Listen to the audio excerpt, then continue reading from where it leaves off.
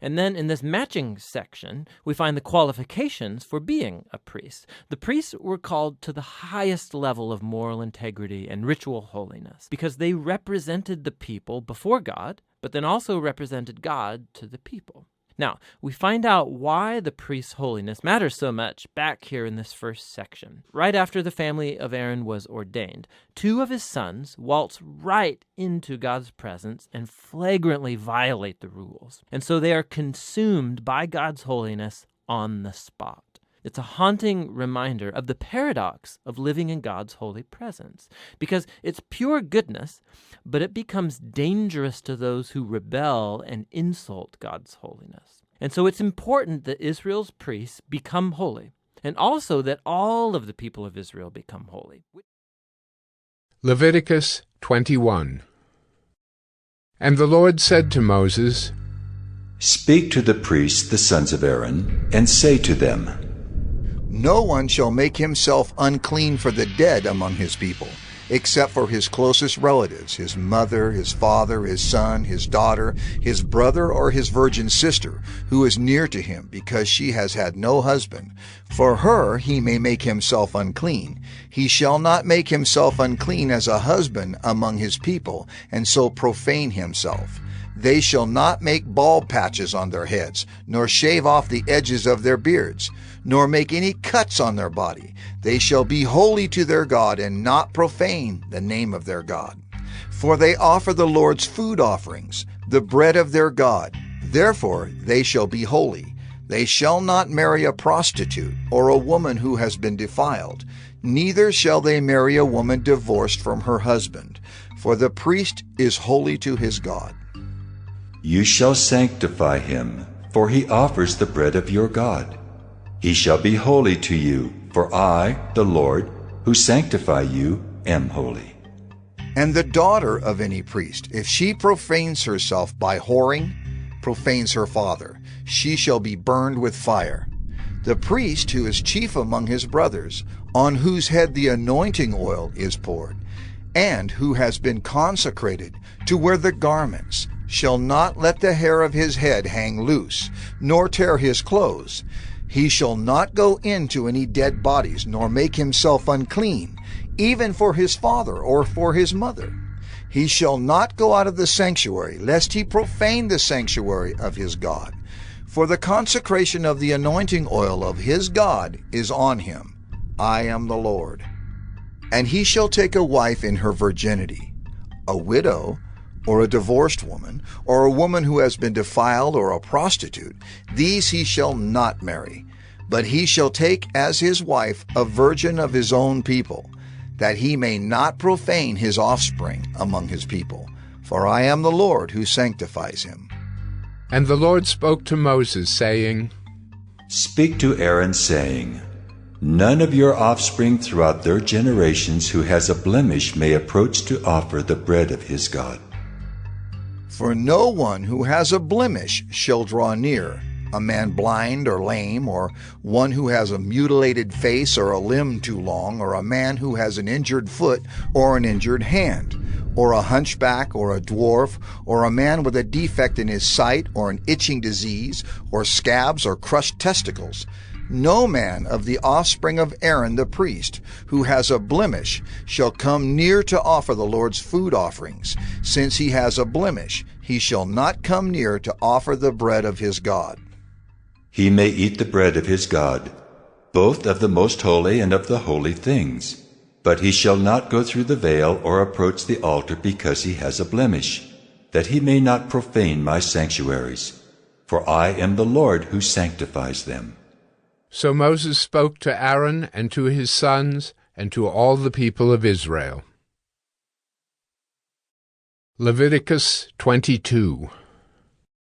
And the Lord spoke to Moses, saying, Speak to Aaron and his sons, so that they abstain from the holy things of the people of Israel, which they dedicate to me, so that they do not profane my holy name. I am the Lord. Say to them, If any one of all your offspring throughout your generations approaches the holy things that the people of Israel dedicate to the Lord while he has an uncleanness, that person shall be cut off from my presence. I am the Lord. None of the offspring of Aaron who has a leprous disease or a discharge may eat of the holy things until he is clean. Whoever touches anything that is unclean through contact with the dead, or a man who has had an emission of semen, and whoever touches a swarming thing by which he may be made unclean, or a person from whom he may take uncleanness, whatever his uncleanness may be, the person who touches such a thing shall be unclean until the evening, and shall not eat of the holy things unless he has bathed his body in water. When the sun goes down, he shall be clean, and afterward he may eat of the holy things, because they are his food. He shall not eat what dies of itself or is torn by beasts, and so make himself unclean by it.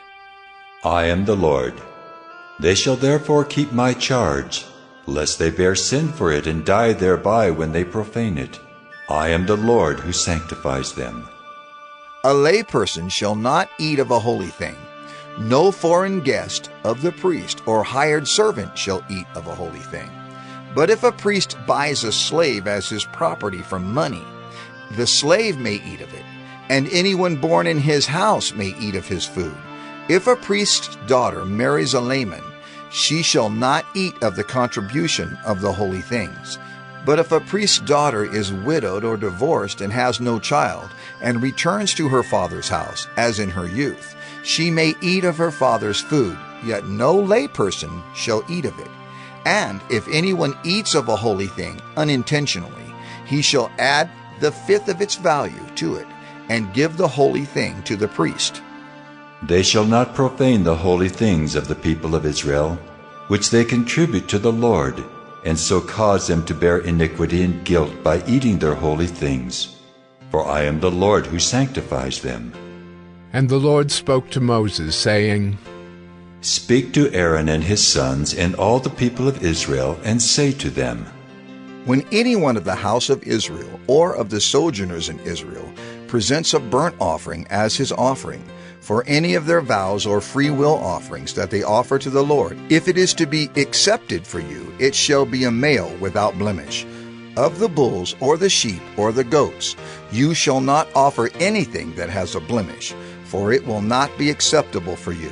And when anyone offers a sacrifice of peace offerings to the Lord to fulfill a vow, or as a free will offering from the herd or from the flock, to be accepted it must be perfect. There shall be no blemish in it.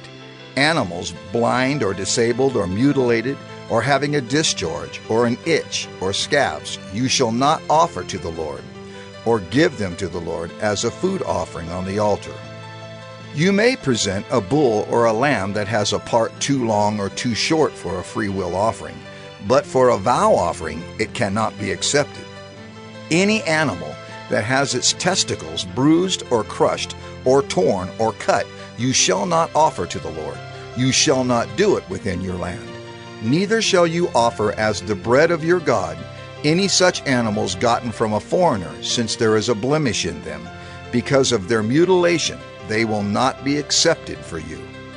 And the Lord spoke to Moses, saying, When an ox or sheep or goat is born, it shall remain 7 days with its mother, and from the 8th day on it shall be acceptable as a food offering to the Lord.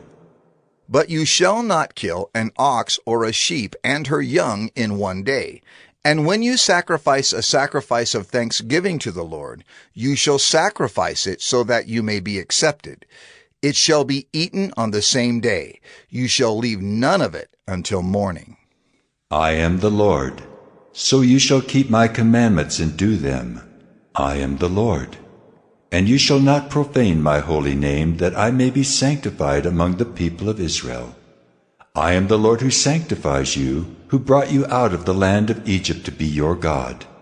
I am the Lord.